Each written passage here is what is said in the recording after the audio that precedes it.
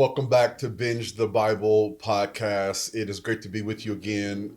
Binge the Bible podcast extended version is where we get to cover things we didn't talk about on Sunday morning. It also is a podcast where we're going to dive deeper into the characters, the content, and even the context of what's happening in these passages.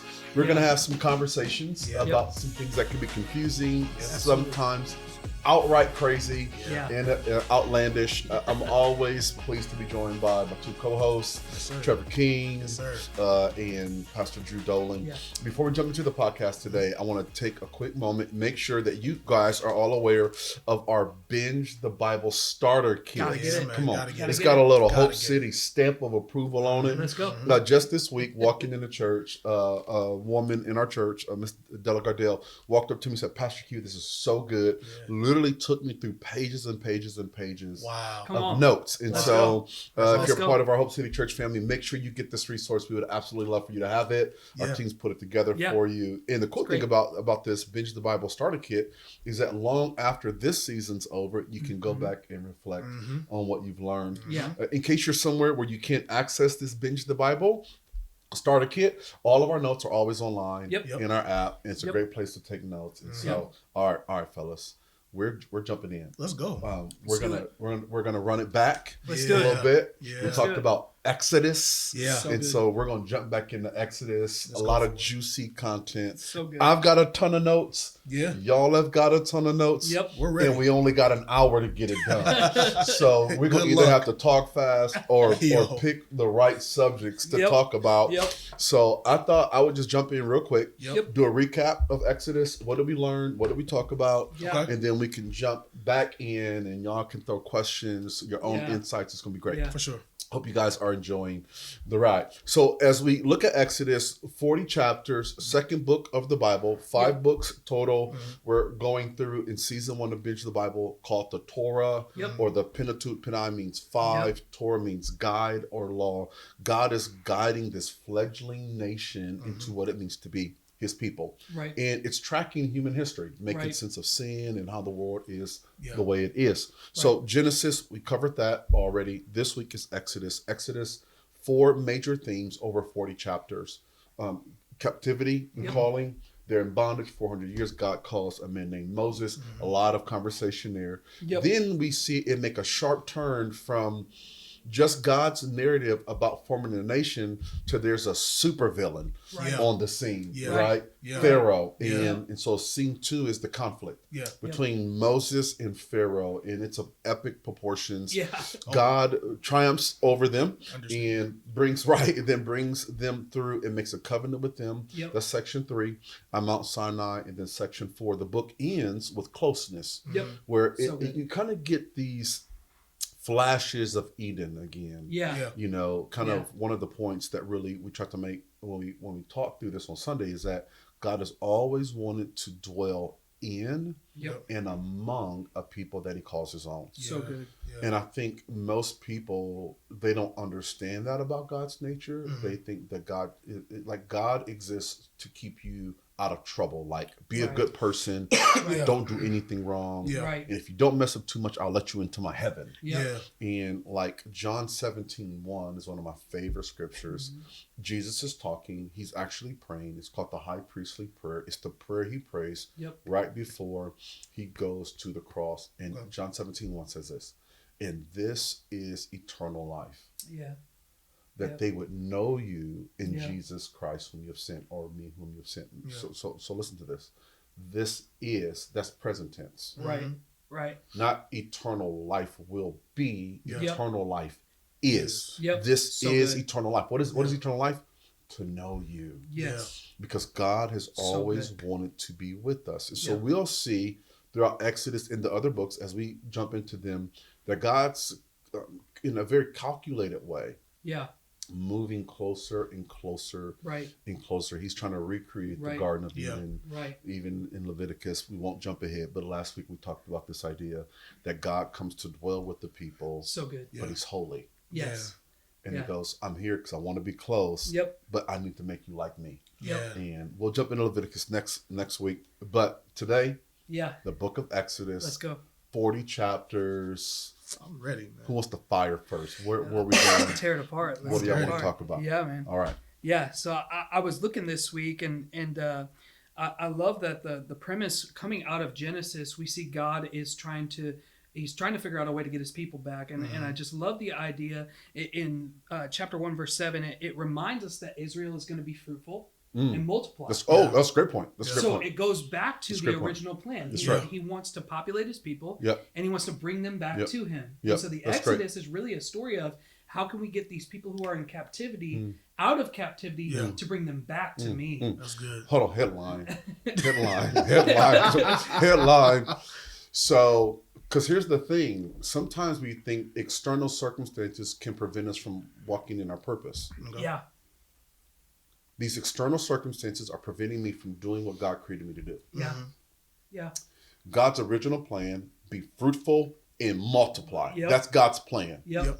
External pressure, I'm a prisoner. Yep. It doesn't stop them. To your point, Exodus opens up and they have multiplied greatly. Yeah. The external circumstances of captivity didn't keep them from God's calling. Yeah. That I preach, my brother. Yeah, come on. Because it's less about other people's actions towards you and it's more about your willingness to do what you were told. Yeah. Oh, That's what a great headline. You Come just on. gave me That's content good. for next week. Wow. Let's go. Come on. Let's go. Okay. And So that's a great point. And looking at it, I'm seeing, so we see like kind of a breakdown in the first 4 chapters. Pharaoh is intimidated by that because these are God's people. So many parallels. You know what I'm saying? Yeah. He's intimidated. And so he becomes, like you said, the new bad guy on the scene. I mean, we really haven't seen a real bad guy probably since the snake or the serpent rather. Oh yeah. in the garden. Well, you get Nimrod, very brief, Cain, very brief, but there's no super villain. Not like Pharaoh. No. Not like Pharaoh. No. And so No. Pharaoh's like, let's wipe him out. Yeah. We need to get rid of him. Yeah. And you made a point that I thought was really, really cool. You had said it always starts. It always starts with the birth. Like Oh, absolutely. Yeah. He wants to kill the potential before it becomes a problem. Yeah. That is what he always seeks to do. Why struggle against something that I can kill in its infancy? Yep. And so this shook me a little bit when I was thinking about it. If God has had a plan for me my whole life, absolutely, that means the enemy has always been after me. Oh yeah. And you can look back through your life and see. Yep. At every moment. At every moment. Yep. There's a super villain out there. Wow. Yeah, man. Because we're his people. Oh, absolutely. Oh, I'm getting chills right now. Absolutely. About it. Well, that's speaking hope to somebody watching the pod. We didn't mean this to be a preach. Yeah. But even then, just like when you just said about, that gives me a kind of perspective of my whole life, even thinking back to when I was a baby. Like I had surgery because I had a tumor in the back of my lower back. And it's like, it's one of those things where it's just like, man, the enemy was just, even then, just after me. Yeah. But, through life journeys and through testimonies and through trials and whatever, like I'm still trying to walk in the path that God, no matter if the enemy's still trying to go out. Man, all right, Drew. Okay, man. Yeah. Well, and here's the thing, right? Wow. Like, this is the merciless nature of Pharaoh. Yep. Yeah. Like the merciless nature of Pharaoh is these innocents haven't done anything. Yeah. Except for pose a potential threat to my plan. Yep. Right. That's all they've done. Yep. And it is the merciless nature of Satan as well. Yeah. To turn our hearts against one another, to convince people to hurt the innocent ones. Right. It's the merciless nature, which is why God is so severe. Yeah. Right? Because he goes, Pharaoh's a physical manifestation of a spiritual truth. Actually, 1 Corinthians chapter 15, you can look at it later. Paul's talking about the resurrection, and he makes this interesting statement. He says, the physical is always before the spiritual. Okay. And so what you see in the physical is often, it's going to sound weird, but it's actually a shadow of what's really going on. One of the things my pastor says, he says, it's all spiritual. Like it's all spiritual. Yeah. It's all spiritual. And his tagline is that this will be the best year of your life if this is the best year of your life spiritually. Yeah. Right? If you fix the spiritual, the natural will usually fall in line. Yeah. And so you're bringing us up to speed. Pharaoh, supervillain, after the innocence. We can track in our own lives where this has been a reality or Satan's tried to snuff out what God has for us before we become strong Yeah. and fight against Him. Yeah. Yeah. Okay. Yeah. Wow. So Okay. good. Wow. What else is jumping out? Man, What's honestly, jumping out? just thinking over Exodus, it just kind of the thing that stands out to me about Exodus is God showing His power. Mm. Just to be able to move a people group out of something. That's right. Yeah. Like not like just one person, not just a family. No, that's I mean, right. like He moved a people group, An entire So nation. good. a nation out of That's so out good, of Travis. conflict, out of Yeah. turmoil, out of everything. Like Right. that's power in that. And then even with the plagues and all that, like Yep. God shows His hand. Yeah. He just shows His power. Like Yeah. I think this is probably one of the, to me, I think this is probably one of the biggest books in the Bible that gives you an example of how strong and powerful So that good. God is, and then Yeah. how like God's will is going to be done. Absolutely. Like you're not stopping it. Yeah. Like you can what is it? You can only hope to contain it. Yeah. But you're not Yeah. stopping it. Like Yeah. whatever He sets out to do, it's going He's to gonna be do it. done. Yeah. Just like with with the plagues, like Yeah. you're going to war with these gods and these whatever, and just like it's bigger than you. Like And, it's crazy. and He does it in an ironic way. Yeah. Just like God, right? He's gonna deliver a nation Mhm. through one man, Hmm. Moses, and He's gonna send him down the Nile Right. to Pharaoh's daughter. To his To his daughter. doorstep. Yeah. So Pharaoh's gonna raise this Hmm. kid in some aspect, Yes. Hmm. you know, a grandfather essentially to him. Yeah, that's right. Which three? I mean, my mind's going pop, pop, pop, pop, pop. Yeah. Okay, so all right. Go for it, Remind go me for to it. remember the Lord is a warrior by His own hand. Okay. You writing that down? So there's a precedent. Yeah. This Sunday, I talked about God being a God of patterns Yep. and systems, Yep. so that you can predict what He's willing to do. Come He on. sets a precedent, So good. which gives us confidence. So, Mhm. so God sends Moses down the Nile to Yep. live in Pharaoh's house. I talked about this in the message. Moses in Hebrew means drawn out, Mhm. Yep. but in Egyptian, Yeah. Pharaoh's name doesn't mean drawn out, it means son of. Come on. Okay. So they would have said Moses Pharaoh. Okay. He would have been the son of Pharaoh, because it's not his daughter's and her husband's child. Yeah. It's the daughter's adopted child, which would have made him his grandson, his rightful heir. So Mhm. he would have been Yeah. in line of succession. Had Ramses' son Come on. died, Moses would have been Yeah. next. Next one line. Okay. Yeah. But to your point, he sends him in the house to learn everything that it means to be an Egyptian, Yeah. to eventually topple the Egyptians. Yeah. Here's precedent and pattern. Yeah. He does the same thing with King David. Yeah. He takes a young shepherd boy, plays the flute, plays the harp, slays Goliath, has David live with King Saul Yep. for 8 years, marries his daughter. King Saul, David knows, Saul doesn't, that he's going to actually replace King Saul as the Yeah. next king. Yeah. So he gets him, in other words, he had to get David in Saul's house to get the Saul out of David's heart. Yeah.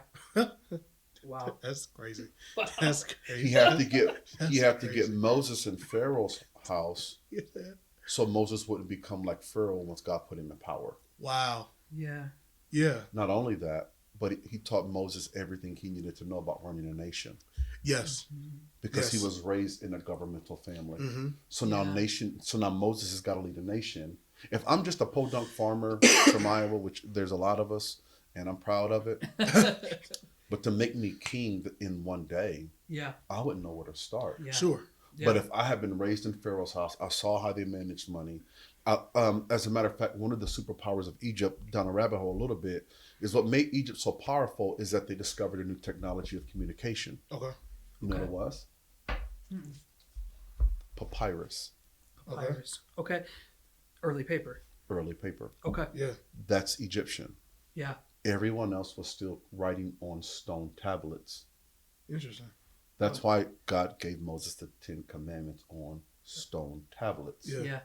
The Egyptians, once they learned how to distill papyrus, then they were able to mass produce their writings and not have just stone blocks like on the Rosetta Stone Yeah. Yep. that's got the different languages. Yep. And so Moses would have learned how to mass communicate. He would have learned how to write efficiently. He would have understood all the different nations and cultures. Because remember, Egypt isn't a city, it's a country. It's the largest at the time. Right. Not only would he have been familiar with the different peoples, their different military strategies, different means of measuring. Again, they're slaves. They don't know anything. Right. So how would they learn mathematics? How would they learn the sciences? Right. Well, God goes, Moses. I'm gonna let Moses learn it all. So then he can teach the people how to, which is why Moses is the one writing the 5 books. He's the only one with an education. Wow. Yeah. So God's play is, I'm gonna set you up. It's the Trojan horse. I'm gonna send him in the house. I'm gonna let him grow up, and when he gets older, I'm gonna redeem. Which is another headline. There is that God redeems our past seasons. Come on. It's all a part of it, but you got to see it. Otherwise, they're wasted seasons. It's wasted pain. And God goes, actually, if you could, here's a revelation I had about 7-8 years ago. No, about 10 years ago. It is a book that I read every year, at least twice a year, every year, called Fathered by God. And so you guys know I'm always pushing the book. And in the book, the author, John Eldridge, says, God is always fathering you. So good. Everything in my life that's happened, God has been fathering me. So now I see challenges different. Now I go, Dad, why'd you let this come in my life instead of, why is this always happening to me? Father, what did you want me to learn about being a teller at McDonald's? Right. Good. And so just it helps you reinterpret your history when you know that the Father has had his hand. And that's what you just did with Moses. Sorry. You're taking pain and turning it into purpose. There you go. Well, real quick though, something that just stood out to me when you were talking about that. So God taking Moses and putting him into the house of Pharaoh. And letting him learn about these military strategies. He's learning about economy. He's learning about all this stuff. But then fast forward to God calling Moses out and telling him, I want you to go to Pharaoh. And Moses is like, well, I'm slow of speech. Like, how am I? Like, he's in the house of Pharaoh and he's like confident. Like you're probably, I would assume that Moses, while he's under Pharaoh's house, is gaining some confidence. He has some authority. He's feeling himself a little bit. He's the royal bloodline. You have nothing to worry about. You're good. Right. But then when God calls you out and he wants you to go fulfill something and go back to the house you came from, and I don't know if I can do that. Like what? It always baffles me. Where did that confidence go? Well, because the confidence was based on external things. That's good. So the confidence is where I am and what I wear, not who I am. So the confidence is in direct connection to who I'm connected to. Gotcha. That's why he says, I can't do it. God goes, fine. I'll give you your brother Aaron to help you. Right. Because Moses' confidence is, I'm in the house, I got the stuff. So he gets stripped of everything and all he has is himself. And he goes, I ain't enough. And God goes, that's okay. Two things. Number one, you're focused on your insecurities as opposed to my ability. So Problem one, he goes, but I love you and I'm going to help you. So I'm going to have your brother go with you and he'll speak for you. Moses goes, okay, great.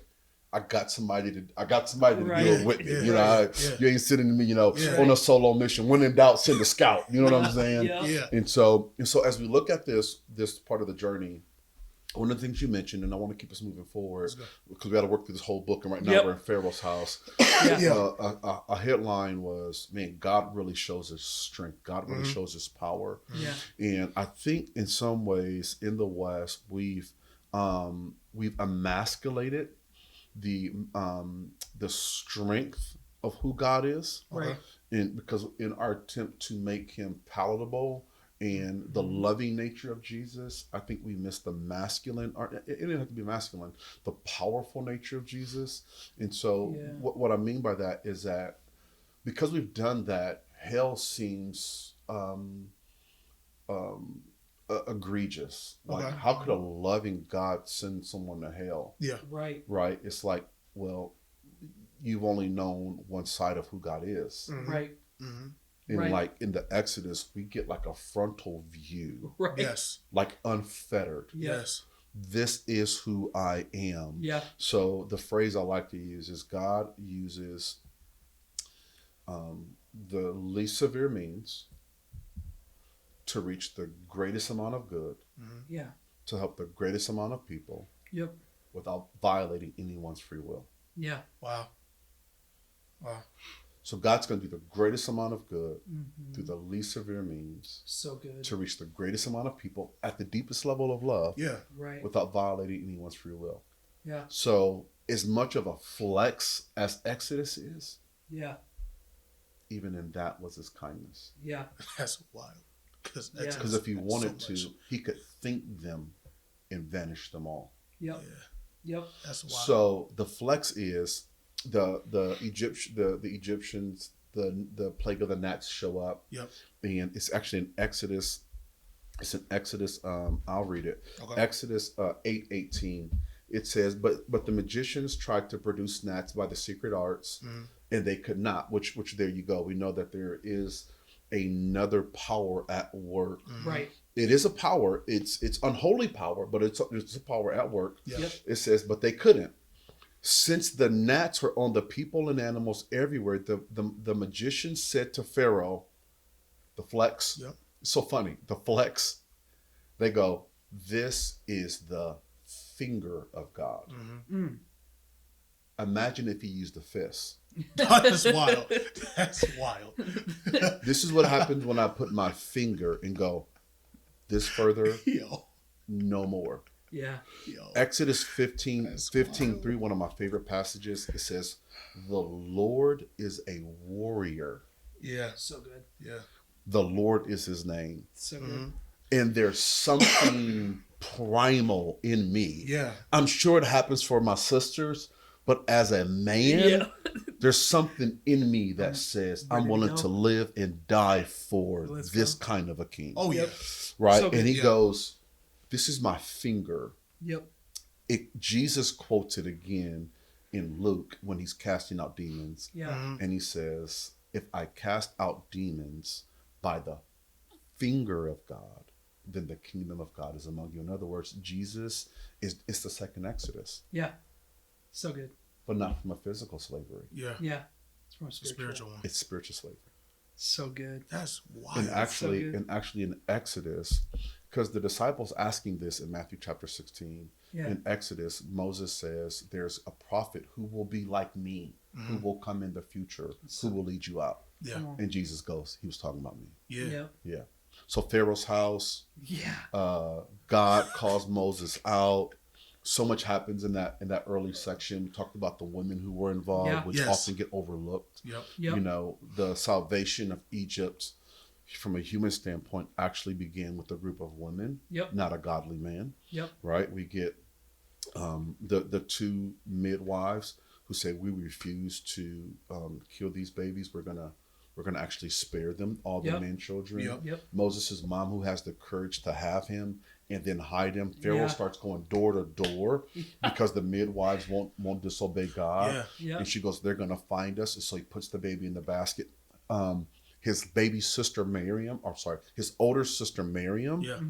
follows the basket down the Nile. Hey, there's crocodiles in the Nile. Right. There's hippos in the Nile. Right. She's a little slave girl who could have had all kind of Come harm on, done man. to her, Yeah. Yeah. looking out for her baby brother. Wow. Yeah. She sees he goes to Pharaoh. So Chico, she sees where he lands. Pharaoh's daughter pulls Moses out, Yep. says, I'm going to take care of him. Who shows up right there? Miriam. Go read it. It says, when she pulled Moses out, Miriam said to Pharaoh's daughter, do you want me to find a wet nurse? That's crazy. She says, yes. Who does she go get? Oh my gosh. Her mom. So her mom, Moses' mom, actually raises Moses Come on. until he's done breastfeeding, which in their culture could have been up to 4 to 5 years old because it was a grain heavy culture. Yeah. Which is why when you do archaeological digs, a lot of their teeth are rotted because it wasn't a high meat diet. Right. So that baby needed the vital nutrients and proteins That's from so suckling so good. long with Yeah. his mom. Yeah. So Moses is raised That's Wow. so in good. Pharaoh's house, but he's got his Hebraic identity. Yeah. And so as he gets older, he sees the tension of it. And in Right. Hebrews 12, it actually says Moses chose to suffer with his people than to live with the pleasantries So of good. Egypt.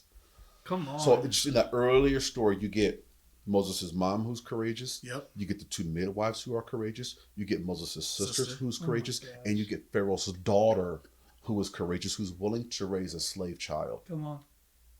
That's Come on. wild.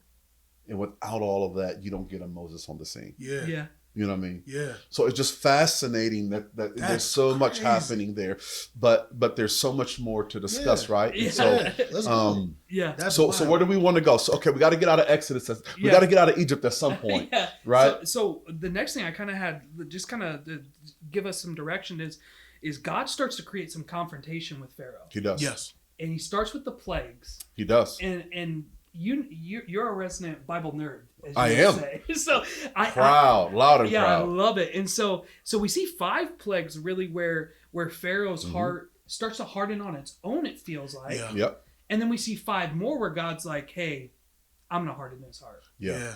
And so I just had a question here, just a thought. Could you talk about why you think God did that? And really, does he still do that today? Yeah, those are two great questions. I'll swing at it, Trev. You can hit at Sure, it. for sure. Drew, you can pile Yeah. in. Yeah, so the passage is Exodus 12:12, where God says, "And now I will begin to judge the gods of Egypt." Mhm. Yep. So God is the one who made the conversation spiritual and not just physical. Come on. Yes. That's so good. Right. So God says, behind the scenes, there's powers and principalities at work that are enslaving people's minds Yes. and therefore their lives. Come on. So then God starts pressing Pharaoh's like, I'm not letting them go. He actually, what drove them to follow the children of Israel to the Red Sea is that he goes, what have we done? We've just lost all of our free slave labor. Yeah. So greed is growing a hard heart, Yeah. which is why the love of money Right. is the root of all evil. He goes, Yeah. if you allow greed to grow in your heart, it will produce all kind of evil actions. Yeah. Come on. So he goes, you know what? I'm not going to let him go. I'm not going to let him go. I'm not going to let him go. And then finally God says, fine. Yeah. So it's your past the point of no return.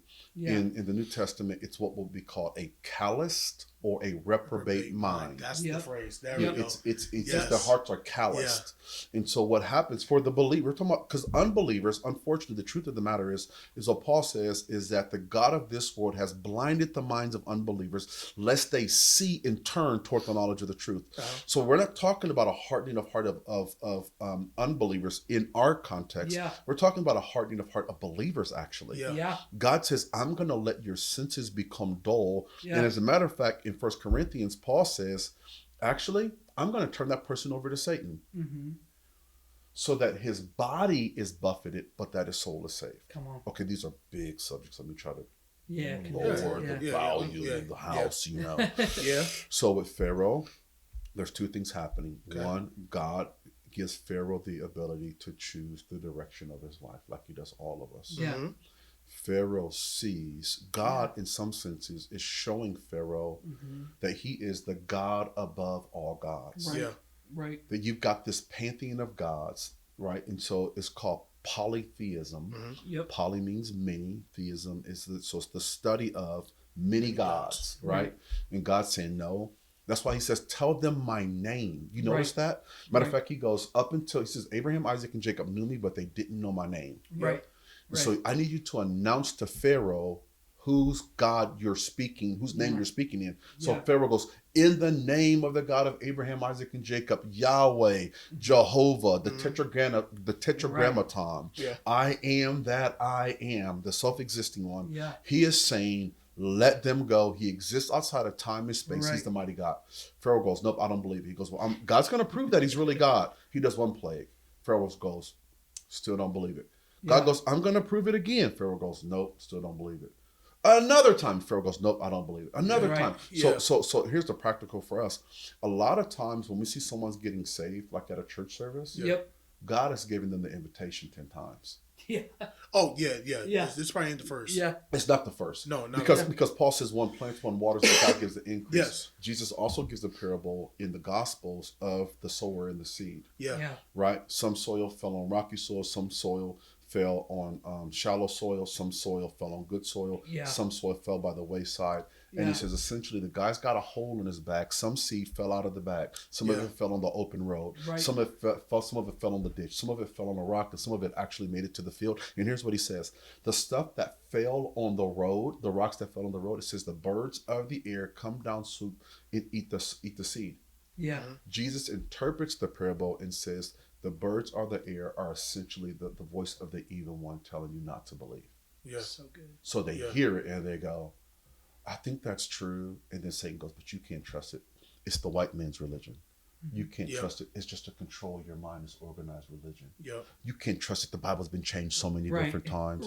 You can't trust it. Remember that time your cousin who said there was a Christian got drunk? Why would you believe something like that? And then you go, yeah, I don't believe that. That's soil. Heart. Heart. Oh, that's interesting. Heart. And then God goes, okay, I'm going to give you what you want. Wow. So that's one part of the heart. The second part, we talked about this already. The 12 plagues, the 10 plagues in Exodus 12:12 are against the gods of Egypt. Right. Each plague matches a different god. Except for the killing of the firstborn. The headline is, Pharaoh, you're not immortal. Right. I'm even the God of life and death. Pharaoh, I'm the God who's even greater than you. You don't do what you want with your heart. Actually, I have the power to control your heart. And I'll harden it or I'll soften it. I'm going to prove that you don't have control over your own being. Because Pharaoh is the epitome. He is the epitome of the gods of Egypt, of Amun-Ra, Ramses. He is, I am God, seated on this throne. And God goes, you're not in control of anything. Of all the gods, the last one I'm going to judge is you. So that's an interesting point because, again, and we had talked about this previously, but also, in context today, we don't have that reverence for people in the world, naming them like a god. I mean, there are some people out there in the world that kind of try to take that mantle, but widely, thought about, there's nobody out here like that that has that type of cachet or power. But back then, I think it's just, back then it was easier, I think, to call yourself that or to put yourself in that stance. So when Pharaoh says that he is a god in that sense, people are because these are people that have low education. These are people that are slaves, people that are a subject of slavery and that are being ruled. I mean, if your master tells you who they are, you're not going to fight against that. No. Oh! Can I just please umbrella of mercy? Go for it.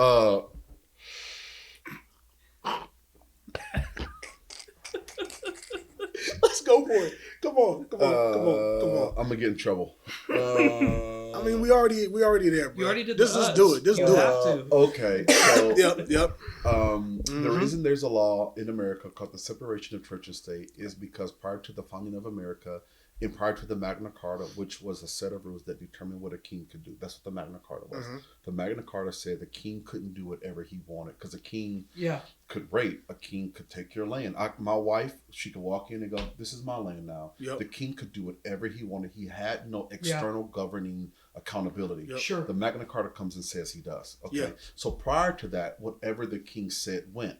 So that pertained to not just the king, but also to religion. So what we have after the Roman Empire is that the priests in the Holy Roman Catholic Church. So Catholic in Latin means universal. That's all it means. There was only one church, the Universal Church. And the Universal Church's headquarters wasn't in Jerusalem where Jesus started, but it moved to Rome. Because that's where Paul died, that's where Peter died. That's where emperor by the name of Constantine became a follower of God, and he legalized religion, which made now Christianity the legal religion of Rome. That's why it's the Holy Roman Catholic Church. Well, here became the problem. Who has the right to determine what happens in the land, the king or the Pope? So that became a power struggle during the Tudors. You move forward into England, move forward into France, move forward into Switzerland. That became the power struggle because right now the Pope sits as the vicar. That's what he's called, the vicar of God. He is literally the voice of God to people. He must be obeyed. The kings didn't like that, and so the king supplanted himself above the Pope and said, because God anointed me to be the king, I am the sword of God and the voice of God for the land. So basically, we revived Egyptology in Jesus' name, where both king and priest got to serve as the voice. They didn't say they were God, but they say we are the voice. The voice. We are crazy. We are the power of God in the earth today. Who do you think you are? And I'm not shooting shots. No, I'm but just still, talking history. Well, and No, facts. but it's again, yeah. who do you think you are? Yeah. So that's a part of the that's Reformation. crazy. That is the revolt. That's so good. Yeah. That no person should have that kind of power. Yeah.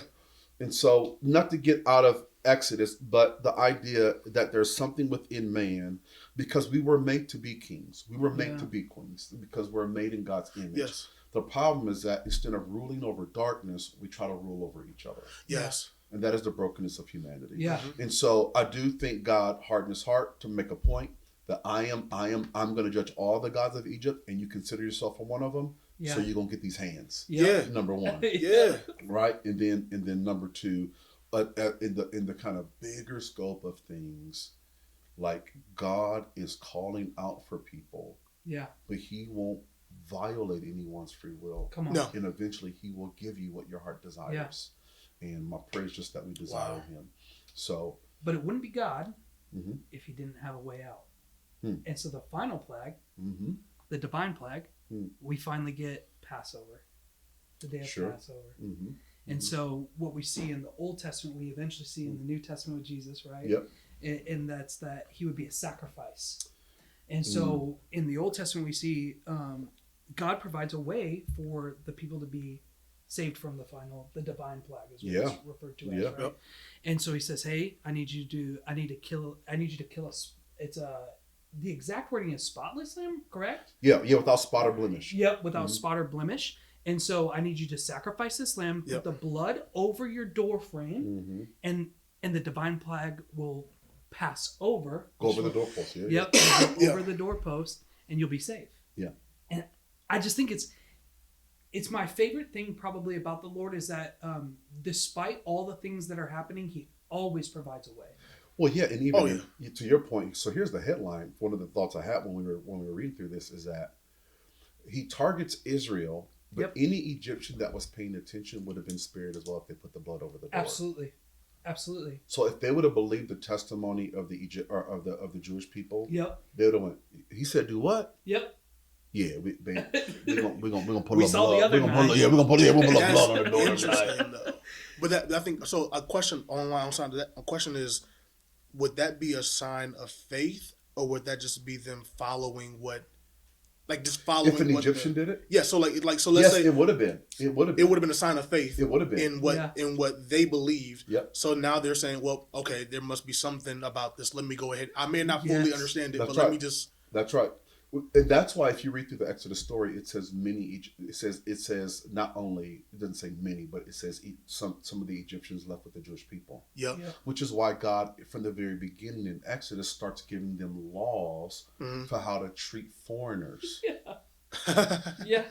He sets it up. Because he sets them up. He goes, hey, those Egyptian guys that are with you, y'all gonna want to kill them. Yep. Yeah. Because his cousin beat you up, but you can't do that. You gotta love your neighbor. Mm-hmm. Yep. Right. Wow. What can I just? Yeah. What I love about God is that he's a show and tell teacher. Yeah. Yeah. So he says, I'm going to take out all the firstborn of Egypt. Yep. Yeah. Right? Yep. And which is two things. Mm-hmm. Yeah. Go for it. I'm just thinking so number one, he's showing and he's telling. Yep. But also you're talking about an entire generation of boys now that are. Exactly. I'm going to cripple their ability to attack you for the next 40 years. Yep. I'm going to provide you safety. Because unfortunately, y'all are going to walk in the wilderness. And I know it. And if I don't get these boys, they're coming to get you. Y'all going to be defenseless, so I need to take some people out. Yep. Absolutely. Yeah. Well, add to that. Great point. Add to that, Drew. Wow. Yeah.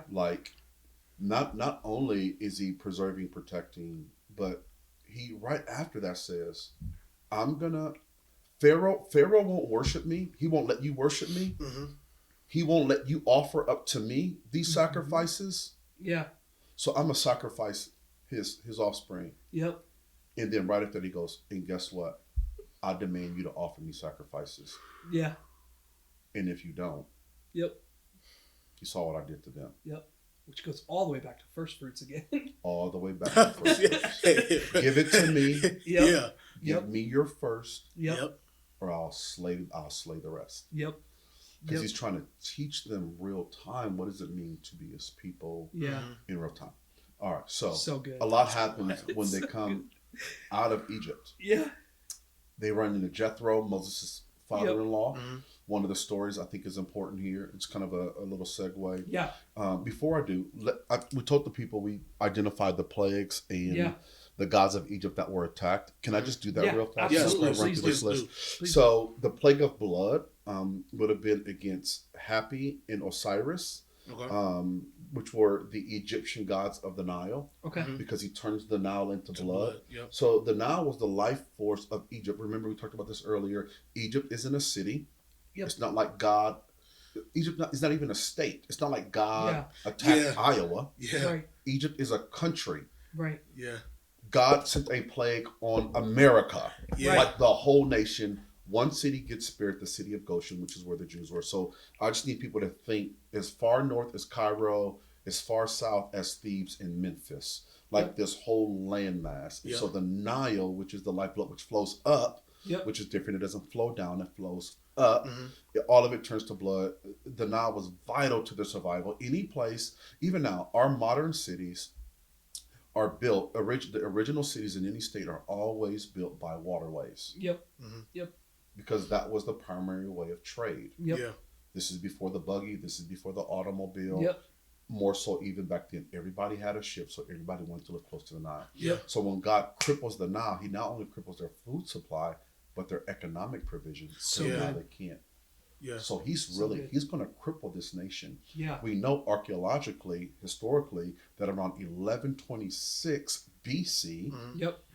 began the collapse of Egypt. Okay. Yep. There was a major collapse there, Yeah. which would have been around the same time of the Exodus, which God had just crippled the nation, just rescued their slave labor. Now, the Jews weren't the only slave labor, but they were a part of it. Okay. Okay, the plague of frogs was against Hepet, the Egyptian god of fertility, because the idea is that Hetep was the god who reproduced massively, and the frogs, they reproduce in mass, so fast Right. that they overtake the land. The plague of dead livestock was against Apis, who was the god of livestock. Yeah. So in other words, they would make these sacrifices. Oh, god of Apis, make my cows grow. You got the whole country. Come on. We're not talking about a few Americans. Yeah. Every Everybody. American saying, oh, God of the farmland. And then this Jewish guy goes, he's not God. Our God is God. And if you don't let us go, he's going to kill all your farmlands. They go, he ain't going to do nothing. And he goes, well, watch me. Right. Right. Watch me do it. Yeah, and I'm not able to draw the correlation right now because of the sake of time. Sure. But the ancients understood the correlation between sacrifice, service, and supplication Okay. Yeah. and the strength of the God they prayed to. Mhm. Yeah. Yeah. Sacrifice, service, supplication, which is prayer. Mhm. The ancients understood Yeah. that if we do these things, our God grows in strength. Yeah. Yeah. Believers have lost it because of the age of enlightenment, the dawn of reasoning, Right. and our infatuation with the physical, which has caused the lack of understanding the spiritual. Mhm. Yeah. Okay, but the same is true. Right. Okay, and then the plague of darkness was against Ra, which was their greatest god. So Ra was the god of the sun. He's the sun god. In any ancient hieroglyphic, you see this sun. And Yeah. so for God to be able to shut off Ra's lights Yeah. whenever he wanted to, Yeah. he was weak He sauce. that Mama big. said knock you out. Mama said knock you. Gave him a black eye. Okay, so I want to move through some more of Exodus. Is that Sure. okay? Let's I do it. love Let's it. do it. I want to just highlight one little story, which can get overlooked, but I think it is essential for the story. Let me just do a quick little.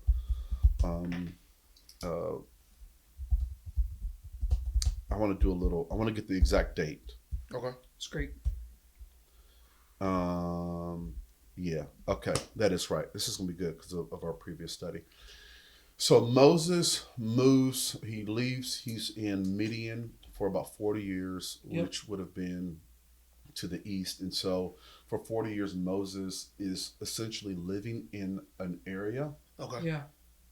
So when in doubt, send a scout. Yep. Mm-hmm. So Moses lives in the area that he's going to have to lead the children of Israel through. That's crazy.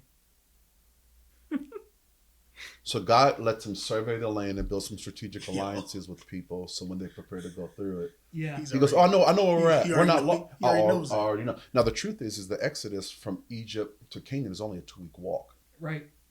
but it took them 40 years Right. Yeah. because of their sin, which we'll see this coming week. Yeah. But there's a small part where Moses goes and lives with this man named Jethro, who is a priest in Midian. So he's this tribal chief who believes in God. Mm-hmm. Yep. And God meets Moses on this mountain. Moses marries one of Jethro's daughters, right? Her name is Sephora. Yep. And as you study, what you discover is Sephora is a Cushite. Yeah. Okay. Yep.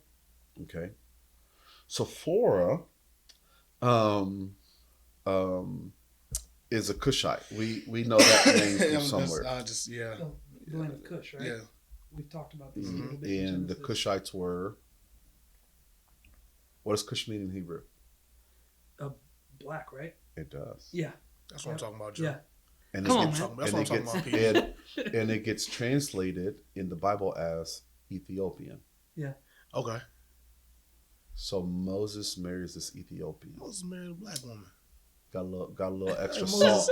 Moses you married a got a black little. woman. That's what I'm talking What about, they say? Moses. What they say? If it ain't sneezing, it ain't season. That's what I'm talking about, Moses. Season. I always knew Moses. I knew Moses was But a here's real one. but here's the thing. What you're going to discover in the book of Numbers Yeah. is that's why he doesn't take her with him.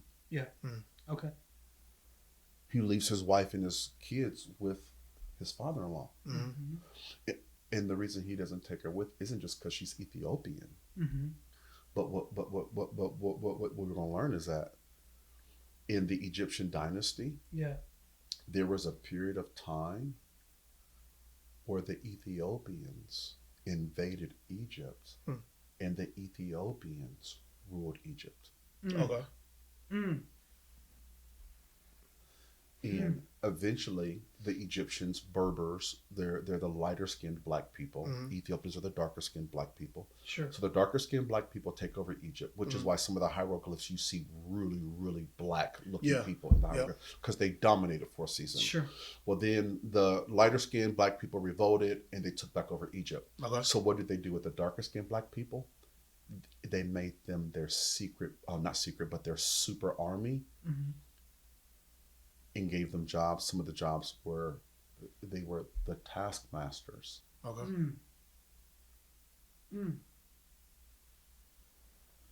Okay, you ready? Yep. Come on. Drop the bomb. Moses doesn't take his wife home because she looks like his former slave owners. Because the Ethiopians were the ones who were beating the Jews. Oh, wow. And he marries one. Wow. He can't take her home, not to set the people free. Not at to- first, because they would have went, why are you with her? They wouldn't understand it. You're with her. they Of wouldn't have all been the able to people, follow. they wouldn't have been able to follow. Yep. So they come out of it. Yeah. This is fascinating. Miriam doesn't like it. It makes it very clear. You can read it. Yeah. Actually, we were going to read it in Numbers. Miriam doesn't like her. He says Miriam doesn't like his Ethiopian wife. Yo. So you know what God does? This is a direct result. This is a direct result. God gives Miriam leprosy. Oh my gosh. Here's the thing about leprosy. It covers the body. What does it do to the body? Well, I don't know. So leprosy has two primary effects. Leprosy Okay. deadens the nerves, Okay. Okay. which is why people with leprosy in the face, their noses and fall, their limbs and stuff fall off. Yep. But leprosy changes the skin color, Makes it darker. makes you white. Oh, makes you white. Oh, snap. Takes all of it away. Here's what he says. I'm a leper. Here's what he says. Sure. Here's what he says. You don't like her skin color? Fine. I'll change yours. I'll change yours. Wow. Yep. That's crazy. That's wild. She repents, says, I'm sorry, and God changes her skin back to the normal color. Wow. That's wild. Wow. Which, side note, we know they weren't white because you can't turn white to white. Yeah. Yeah. That's wild. Here's the headline. The issue of race is a historic issue. It's Sure. not a new issue. It's a historic issue. Yeah. Because men are divided. Yeah. All right. I just wanted to, I always love that little tidbit because it's a fascinating, because there's context. Remember, we want to learn context. And so, but again, God's going after, hey, racism of any kind isn't good. Yeah. Yep. God could have been like, I ain't paying attention to that. Yeah, if she feels that way, she has a right to feel that way. God goes, Sure. no. We're going to correct it. We're going to correct this right now. We're going to do it very public. We're going to do it very visible. This has no place in the family of God. Well, that's even interesting when people bring up the argument of, you know, the Bible and slavery and the stance of Christianity when it comes to slavery and all that stuff. And it's like, well, the Bible clearly speaks against it, and that story is to me is a highlight story about how God judges people who look upon people with a different hue of color or skin or race or another ethnicity, ethnicity or everything. So that's wow. I've never even heard that. That's wild. That's wild. Yeah.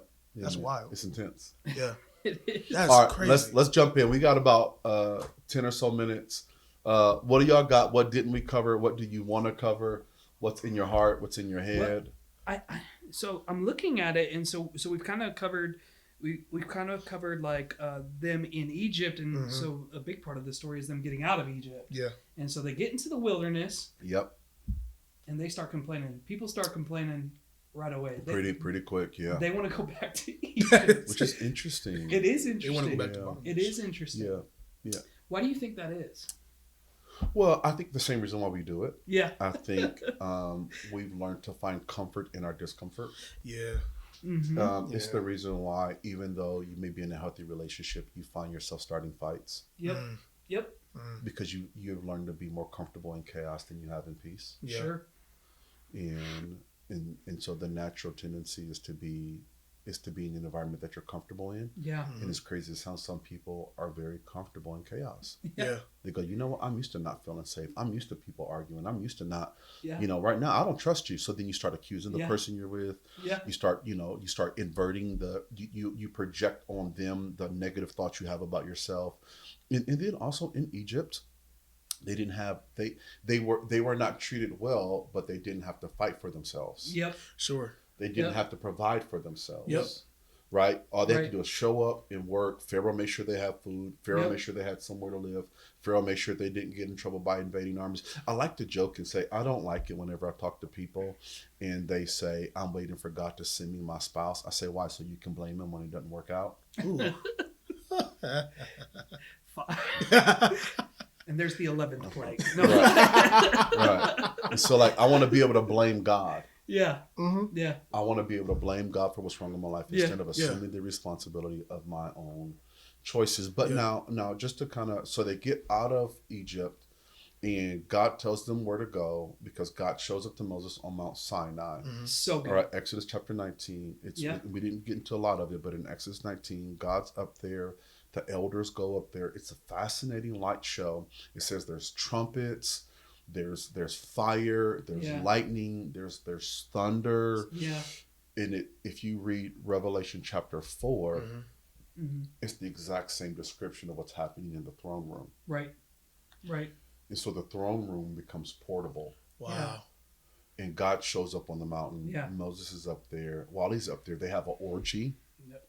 Right? They have a legit orgy. It says that they made this golden calf and they made play. So Aaron, who's just become Aaron's a priest. Yep. The people go, Moses has been up there for 40 days. He ain't coming down. Make us a god of gold. Yep. So they make a golden calf. They make an idol. Yep. They're down there. They're doing the deal. Moses comes down. He sees it. He goes, what in the heck? And, so God gives Moses Aaron early on to help him. And then he's like, can I return him? Is there a return policy, God? Well, here's a headline. It's not about how you start, it's about how you finish. Sure. Absolutely. Right? He started well, had a hiccup.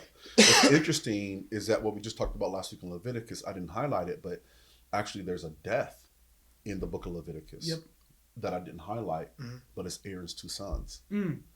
And it's related to the same thing.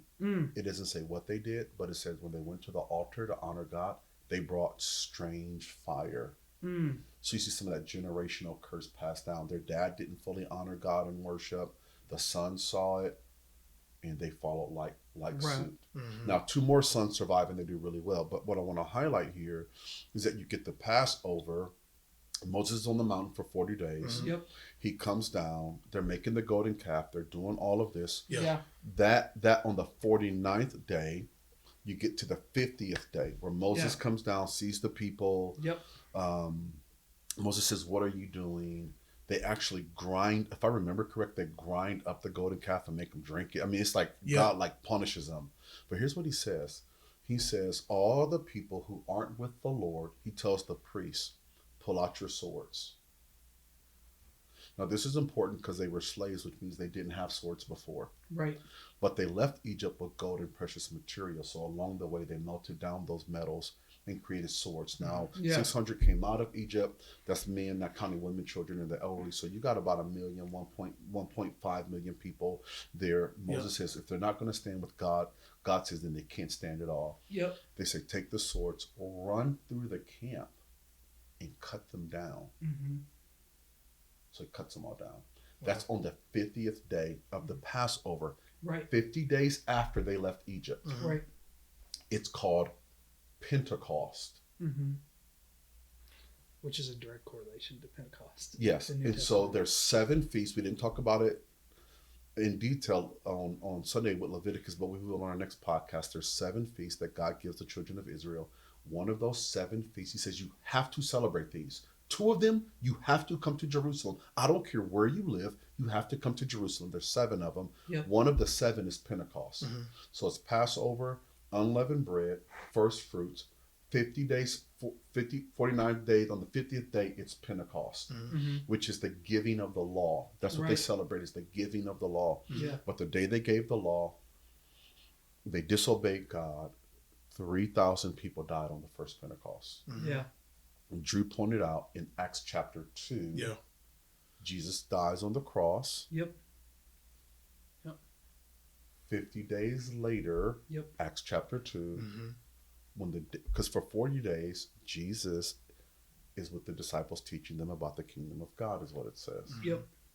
The 50th day, Pentecost happens. Peter preaches the gospel. Tongues of fire. Tongues of fire. The headline is how many people get saved? 3,000. 3,000. So he reverses. He reverses. So and here's the headline. The law brought death. Literally. The day the law was given, it brought death. The Spirit gives life. Literally. The day the Spirit descended, people found life. That's good. Wow. Wow. In it all, in this Exodus journey, we see a people come out of slavery and begin to gain a new identity as God's chosen people. And it ends, Exodus ends with Moses building a tabernacle or a tent and setting up these different items, these articles. And maybe we could talk about the significance of the showbread, the significance of the altar, the significance of the brazen laver, the significance of the altar of incense, the significance of the showbread, the significance of the veil, the significance of the Ark of the Covenant. All of those articles have a significant meaning, not just on earth, but when Moses was on the mountain, God told Moses, when you come off the mountain, I want you to build on earth according to the pattern that you saw in heaven. So good. It's so good. I'll run through them super fast in a minute. Because this is important, because this is God's closeness. God says the altar. That's the outside one. We know what the altar is, where you sacrifice the animal. That's Jesus. After they sacrificed the animal, there was what's called the brazen laver. It was a basin filled with water. We know the significance of that. That's water baptism. When you walk into the holy place, you would have walked into the right. You would have saw the candlestand, which is the light of the world. That's Jesus. You would have saw showbread, bread they put there every morning and that God would eat. That's Jesus, the bread of life. Then right before you got to the most holy place, you would have saw the altar of incense. That's the prayers of the saints. Then you would have saw the veil, which was covered, which Moses had to wear after he saw the law because his face was so shiny. Yep. Then you went into the most holy place where God was. In the mercy seat, only once a year to sprinkle blood on it. Jesus has done that. That's why when he was crucified, what does it say? An earthquake happened. And what happened next? The veil was torn. The veil was torn. Yep. Because now all of humanity has access to God. Yeah. Yep. And that's always been his heart's desire. So good. That's awesome. And that's why we're binging the Bible. Yeah. Hey, thank you so much for joining us this week for Binge Yeah. the Bible. Yeah. Hope you'll join us next week. Check us out on YouTube. For more details, you can go to myhopecity.net, Yeah. click messages. You can see all of the messages, sermon notes. We're so excited. We believe when we get into God's Word will get into us. Yeah. Let's binge. Let's go. Let's go.